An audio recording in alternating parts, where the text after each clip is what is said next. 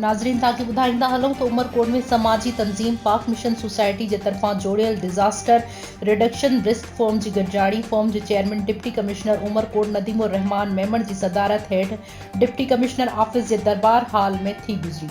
Report Ali Asad Bhurgri मुताबिक़ इन मौक़े ते गॾिजाणी खे ख़िताब कंदे डिप्टी कमिश्नर उमरकोट नदीमुर रहमान मेमण चयो त हिन DRR फॉर्म जे मुस्तक़िल बुनियादुनि ते फ़ाल कयो पियो वञे जेको ज़िले में ईंदड़ कंहिं बि कुदरती आफ़त खे मुंहुं ॾियण जे लाइ कमु ईंदो।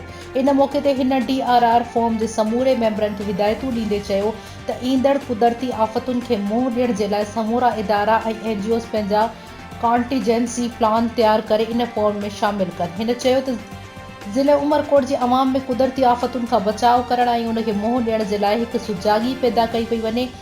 इन्हनि जी जागरता जे लाइ हेठी सतह ते कमु कयो पियो वञे। हिन चयो त जेके बि मुतासिरीन कंहिं बि कुदरती आफ़तुनि जे दौरान मुतासिर थियनि था उन्हनि जी ॿीहर बहाली जे लाइ फौरी तौर ते कमु कयो पियो वञे। हिन चयो त समूरा assistant commissioner district disaster management committee खे वधीक फ़ाल करे पंहिंजे तालुकनि में कंट्रोल रूम क़ाइमु कया वञनि। इन मौक़े ते समाजी तंज़ीम पाक मिशन सोसाइटी जे district manager madam Rabia Abbas इजलास खे ब्रीफिंग ॾींदे चयो त DRR फॉर्म जे जोड़ण जो मक़सदु कुदरती आफ़तुनि खे मुंहुं ॾियण जे लाइ ज़िला इंतज़ामिया सां गॾिजी कमु करणु आहे। हिन चयो त इन फॉर्म में ज़िले जे समूरनि स्टेक होल्डर्स खे शामिल कयो वियो आहे।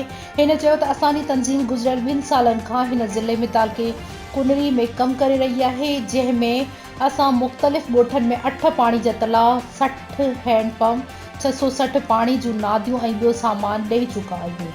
समाजी तंज़ीम पाक मिशन सोसाइटी जे तरफ़ां रसूल बख्श रहमदाणी खे डिस्ट्रिक्ट उमरकोट समाजी तंज़ीम पाक मिशन जो मेंबर कयो वियो आहे। प्रेस क्लब उमरकोट जो सदर बि हिन तंज़ीम जो मेंबर हूंदो।